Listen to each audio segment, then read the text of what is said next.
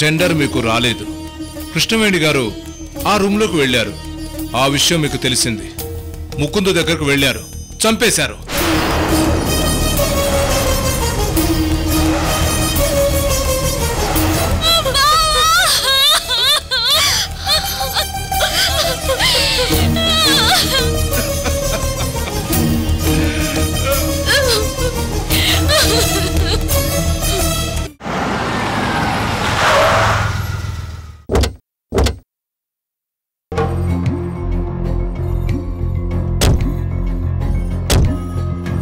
Krishnaveni, daddy ఇలా చేశాడా? Dad ఇలా ఎలా చేస్తాడు? నేను నమ్మలేకపోతున్నాను.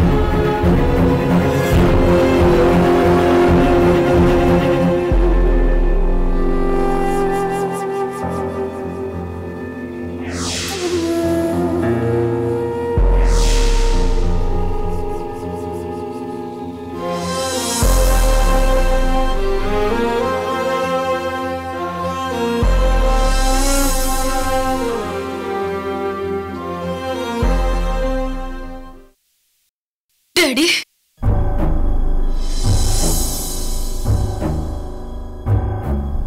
డాడీ, ఇది నిజమా? మీరు ముకుంద్ సార్ని చంపేశారా?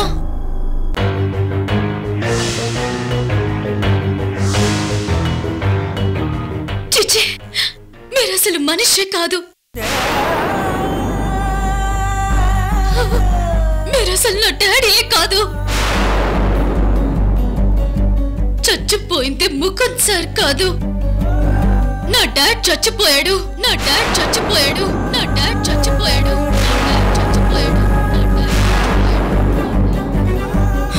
ఈ క్షణం నుంచి నా దృష్టిలో విజయ్ వర్మ చచ్చిపోయాడు. విజయ్ వర్మ చచ్చిపోయాడు. విజయ్ వర్మ చచ్చిపోయాడు. విజయ్ వర్మ చచ్చిపోయాడు.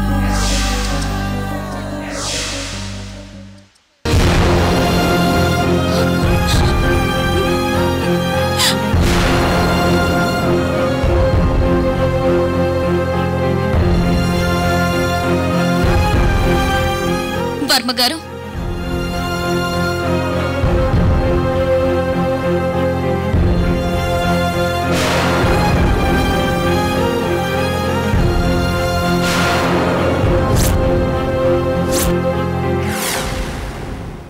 వర్మ గారు, ఏంటిది? ఏం చేశారు? మీకు నచ్చకపోతే, మీకు పోటీ వస్తే చంపేస్తారా? మా ప్రేమని విడదీసిన బావ మిమ్మల్ని ఒక్క మాటైనా అన్నాడా?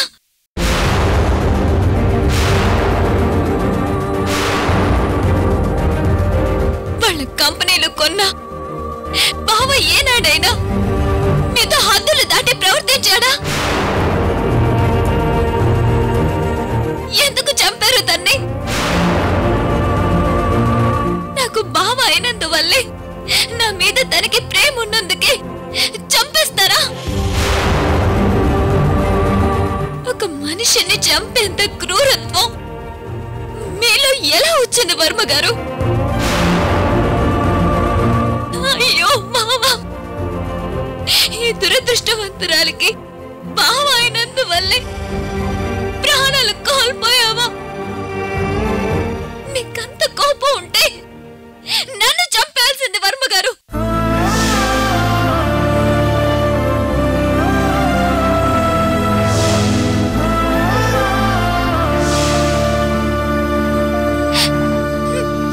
ఒక బిజినెస్ మ్యాన్, ఒక వ్యాపారవేత్త ఒక పెద్ద మనిషి విజయ్ వర్మ హంతకుడిగా ఎలా మారాడు?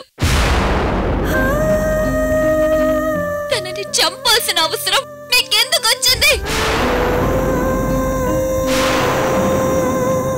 ఇంతమంది బాధపడుతున్నా, ఇంతమంది బావ కోసం వెతుకుతున్నా మనిషిని చంపేసి ఏమీ తెలియనట్టు మాతో మామూలుగా ఎలా ఉండగలిగారు?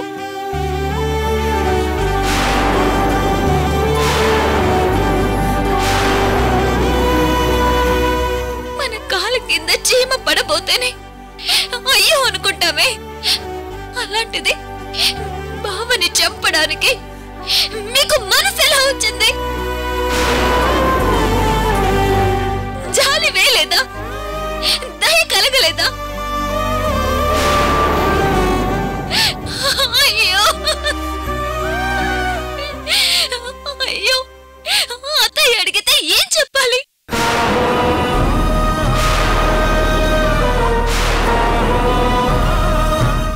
మావయ్య ముకుందేడమ్మా అంటే నేనేం సమాధానం ఇవ్వాలి?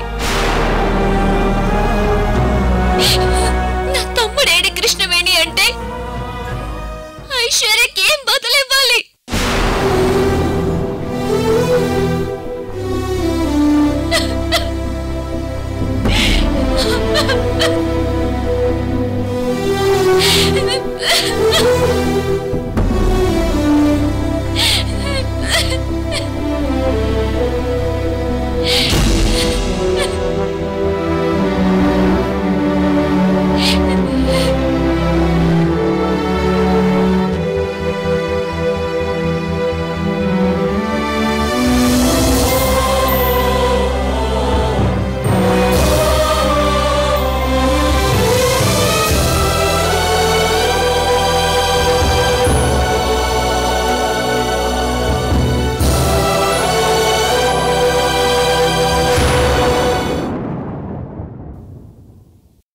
డార్లింగ్, ఏంటి డార్లింగ్ ఇది? నేను ఇలా చూస్తుంటే ఏడుపొస్తుంది డార్లింగ్. టైం బాలేకపోతే ఏం చేస్తాం భాస్కర్? టైం గాని టైంలో అనవసరంగా తొందరపడి నువ్వే ఒప్పుకున్నావు, లేకపోతే దొరికిపోయే వాళ్ళం కాదు కదా.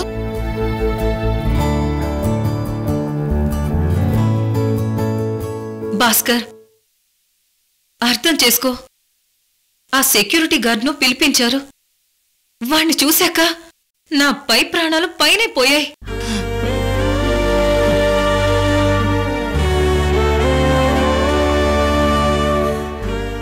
ఎలా ఉండేదానివి, ఎలా అయిపోయావు యామిని? భయపెట్టడమే తెలిసిన యామిని భయపట్టమా? దుబాయ్ అన్నావు, పెళ్ళన్నావు. ఆ 20 కోట్లు వచ్చినప్పుడే ఇండియా వదిలి వెళ్ళిపోయినా బాగుండేది డార్లింగ్. భాస్కర్, అవన్నీ ఇప్పుడెందుకు చెప్పు? అయ్యిందేదో అయిపోయింది కదా. అవును యామిని, అంతా అయిపోయింది.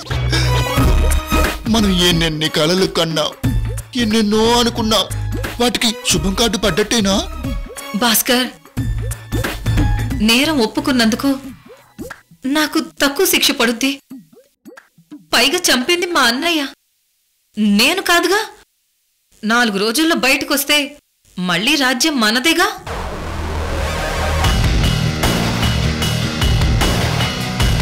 అమ్మని, నువ్వు మామూలు దానివి కాదే. సెల్లో ఉన్న నీ బ్రెయిన్ సెల్స్ బాగానే పనిచేస్తున్నాయి.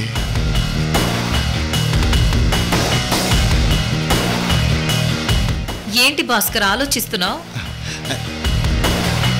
ఎప్పుడు ఒరే అరే అనే నువ్వు ఇలా భాస్కర్ భాస్కర్ అంటుంటే ఏదో మిస్ అయినట్టు అనిపిస్తుంది డార్లింగ్.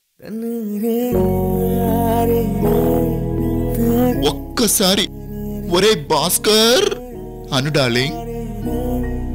ఓరే Bhaskar, darling, I miss you రా. మీ టూ డార్లింగ్.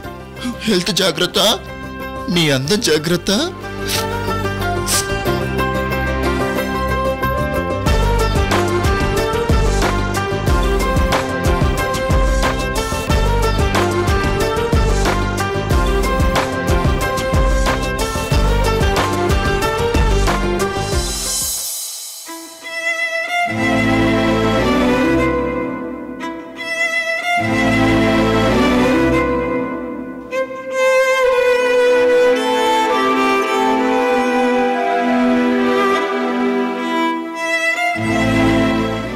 ఎక్కడికెళ్ళినా ఇద్దరూ కలిసి వెళ్లేవారు కదా రిషి. అప్పటికి ముకుంద్తో వైజాగ్ వస్తానని అన్నానంటీ. కానీ ఏంటో తనే వద్దన్నాడు.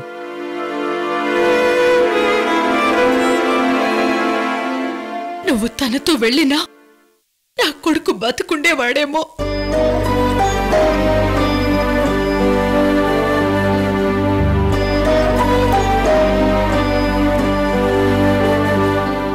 అవునాంటీ, ప్రతి టెండర్కి నేనే వెంటుండేవాడిని. ఈసారేంటో లాస్ట్ మూమెంట్లో వద్దన్నాడు.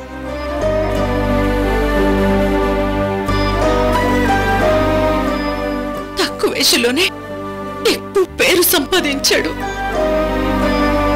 ఆ రోజు వాడి గురించి పేపర్లో వచ్చినప్పుడు ఆ పేపర్స్ నేను చూస్తూ ఉంటే, ఏంటమ్మా ఇన్ని పేపర్స్ తెప్పించావు అని అడిగాడు. ఎంత సంతోషించాడో.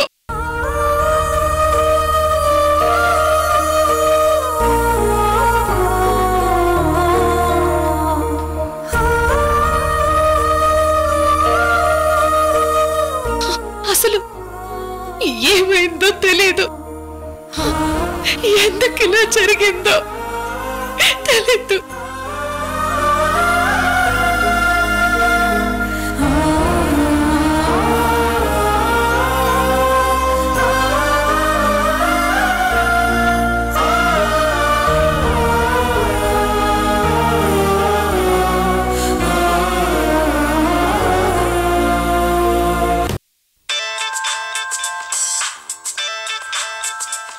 ఇందాక చేసిన నెంబరే వైజాగ్ పోలీసులు. వాళ్ళే ఫోన్ చేస్తున్నారు. నేను మాట్లాడుతానివ్వండి. ఇదిగోండి. హలో హలో, చెప్పండి సార్. నేను ముకుంద్ మదర్ని మాట్లాడుతున్నాను. అసలు మా అబ్బాయి విషయంలో ఏం జరిగిందండి? సారీ మేడం, ఇలా జరగటం దురదృష్టకరమే అయినా మా వంతు ప్రయత్నం మేము చేస్తున్నాం. బిడ్డ చనిపోయాడన్న వార్తే గాని కడసారి చూపు కూడా ఈ కన్న తల్లి నోచుకోలేదా సార్?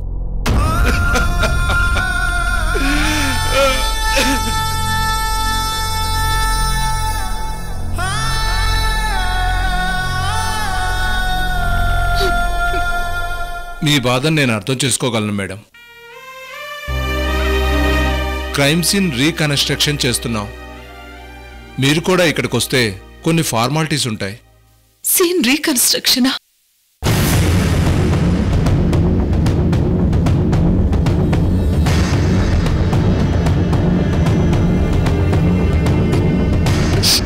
సరేనండి, మేము Vizag బయలుదేరుతాం.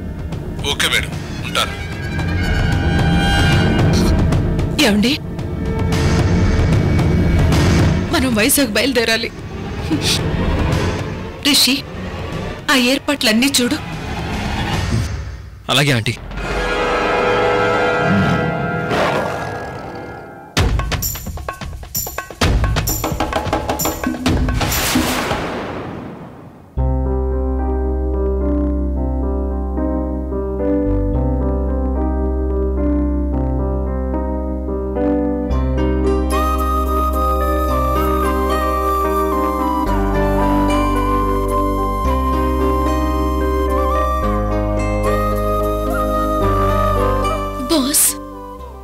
Role model boss.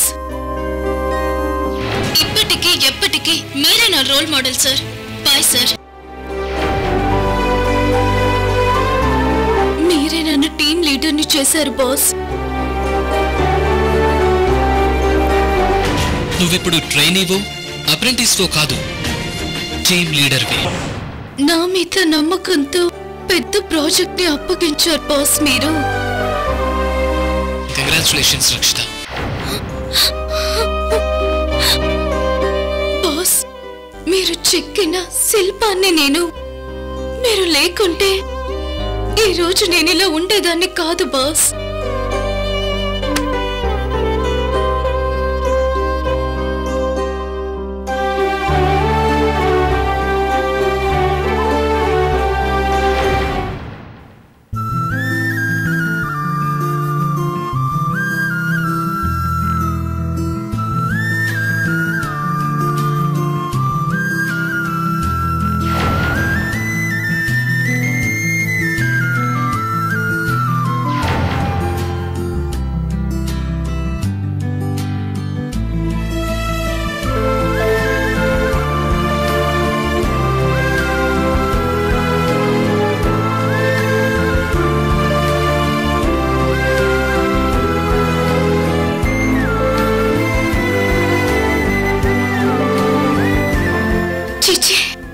Daddy ఇలా. Sorry boss, I miss you boss.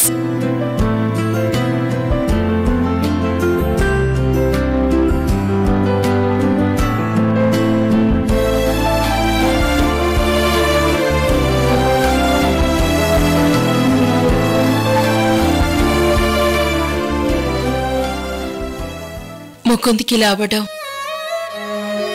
నిజంగా పెద్ద షాకేనమ్మా. అందులోనూ మీ డాడ్ ముకుందుని చంపడమేంటో నాకిప్పటికీ అర్థం కావడం లేదు. ఎంత స్థాయిలో ఉన్న వర్మ ఇలా చేశారేంటో. ఏంటోనమ్మా నీ బ్యాడ్ లక్. చిన్నప్పుడేమో అమ్మగా నేను దూరమయ్యాను, ఇప్పుడేమో మీ డాడీ నీకు దూరం అయ్యాడు.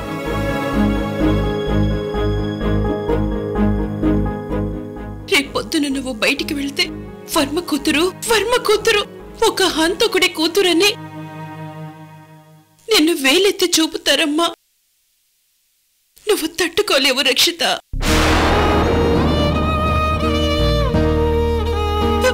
ఈ ఇంట్లో ఒంటరిగా ఇలాంటి పరిస్థితుల్లో నువ్వు ఉండలేవమ్మా. ముకుందు పోయిన బాధ, మీ డాడీ ఇలా చేశాడనే బాధ, ఈ రెండింటి మధ్యలో నువ్వేమైపోతావేమోనని భయపడే వచ్చానమ్మా. పదమ్మా, మన ఇంటికి వెళ్దాం. Shut up, shut up, shut up, shut up, shut up, shut up, shut up.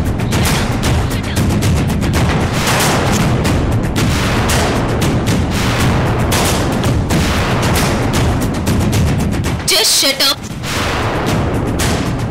ఏంటేంటి, మా డాడీ మోసం చేశారా? ఆహా, మరి తమరేం చేశారో? అప్పుడు నువ్వు మోసం చేసి వెళ్ళిపోయావు, ఇప్పుడు మా డాడీ మోసం చేసి వెళ్ళాడు. బ్రూటర్లీ బాస్ ని చంపేసి జైలుకి వెళ్ళాడు.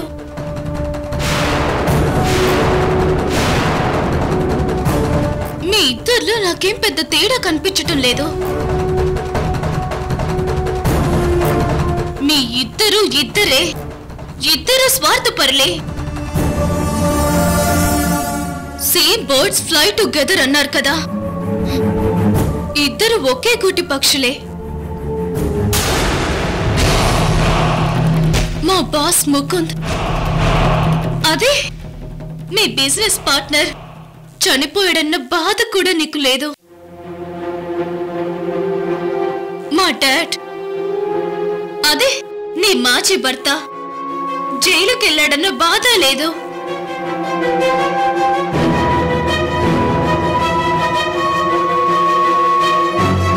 పాతవన్నీ దృష్టిలో పెట్టుకొని ఈ సిచ్యువేషన్ ని నీకు ఫేవర్ గా మార్చుకోవాలని మాత్రమే వచ్చావు కదా.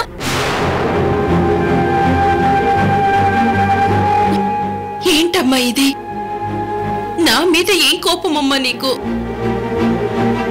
ఇంకేం చెప్పొద్దు. ఏం చెప్పినా నేను వినను.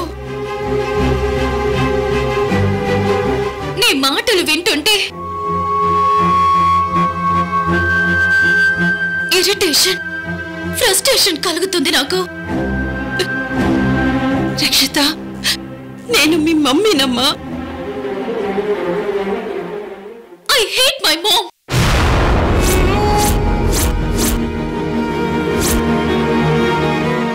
I hate my dad.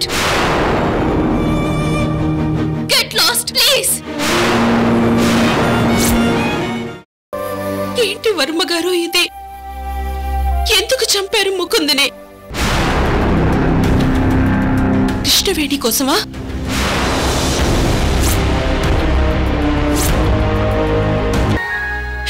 Krishnaveni మీద ప్రేమతో మీరు ముకుందుని చంపుంటారు. అదే కృష్ణవేణి ఇప్పుడు మిమ్మల్ని వదిలి వెళ్ళిపోతుంది.